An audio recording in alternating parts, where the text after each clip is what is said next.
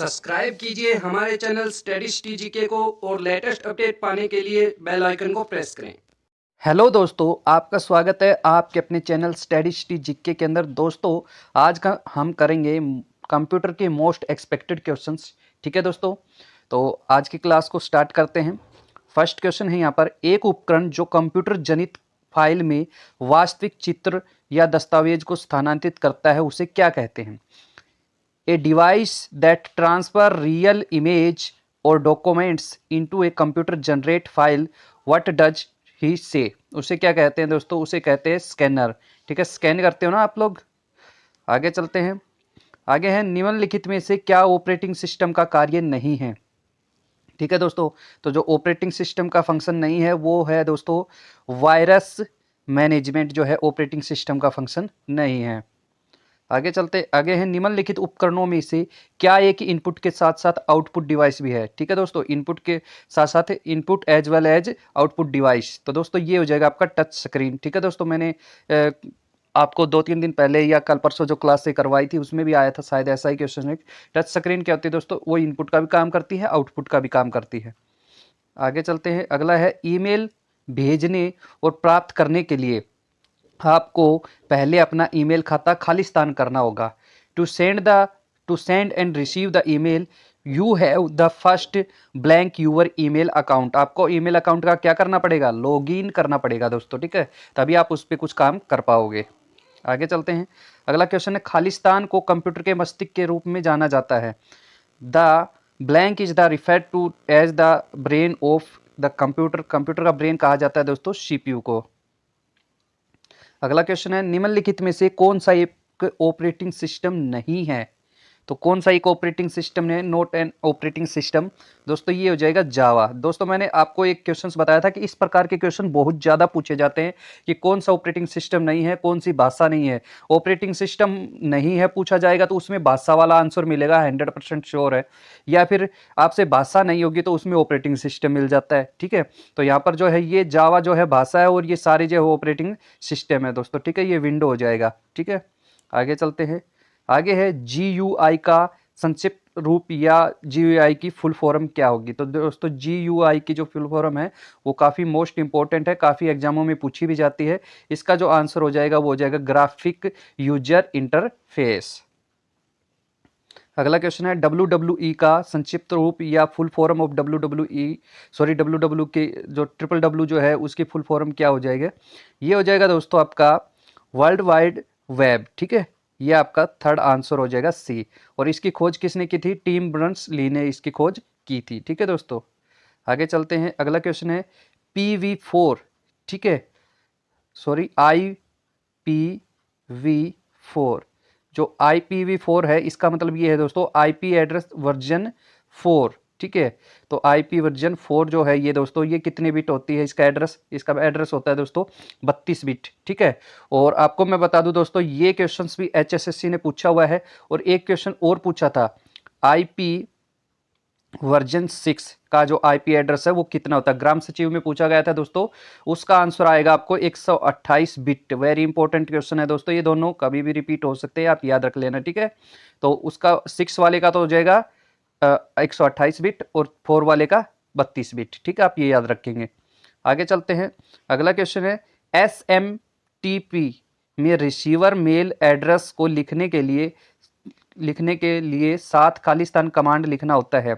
In SMTP the command to write receive mail address in return with the command. तो दोस्तों ये इसका answer जो आपका हो जाएगा ये हो जाएगा RCPT2। आगे चलते हैं, अगला क्वेश्चन है, MS पावर पॉइंट में जूम प्रतिशत का अधिकतम मान होता है।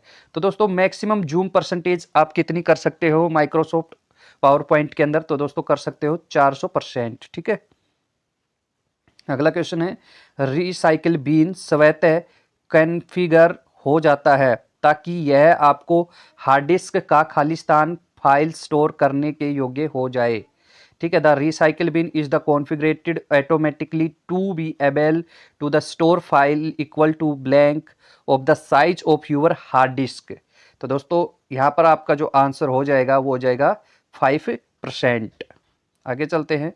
अगला क्वेश्चन है, निम्नलिखित में से कौन सी standard pointing device graphical user environment में प्रयोग होती है। ठीक है, which device is used and standard pointing device is graphic user environment. तो दोस्तों ये जो आपका आंसर हो जाएगा यहाँ पर हो जाएगा माउस। आगे चलते हैं। अगला क्वेश्चन है दोस्तों, ये एक प्रोग्राम है और प्रोग्राम भी काफ़ी कुछ जो है ये प्रोग्राम पूछे गए हैं।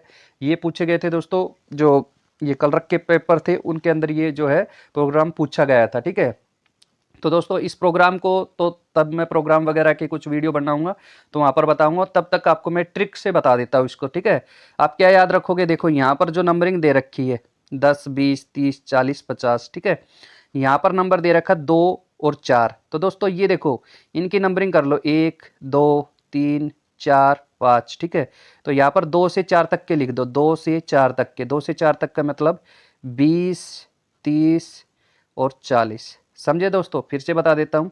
ठीक है दोस्तों, देखो यहाँ पर नंबरिंग कर लो, पहला, दूसरा, तीसरा, चौथा, पांचवा। ठीक है, अब यहाँ से 2 से 4 तक का आपको लिखना है। यहाँ पर 2 और 4 दे रखा है ना, तो 2 से 4, दूसरे नंबर पर 20 है, तीसरे पे 30 और ये 40, ये तीनों लिख दो तो आपका आंसर हो जाएगा 20, 30, 40। ठीक है, इस प्रकार से आप इसका आंसर दे देना।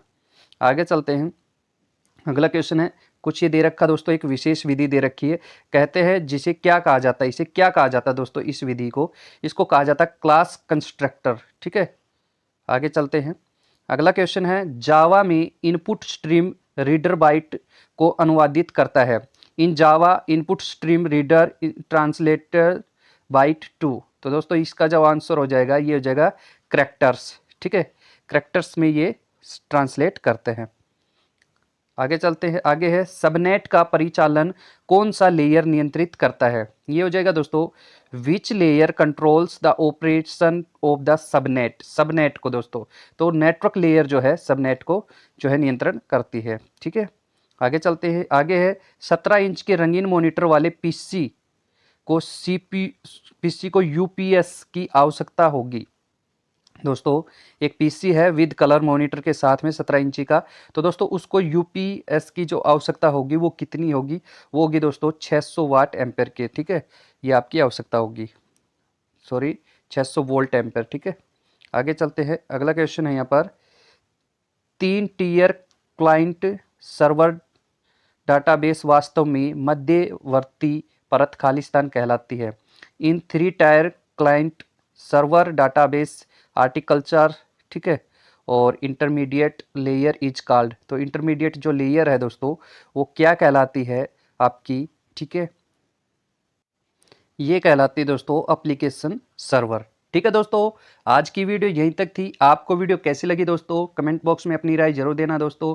मिलते हैं नेक्स्ट वीडियो में, तब तक के लिए थैंक यू।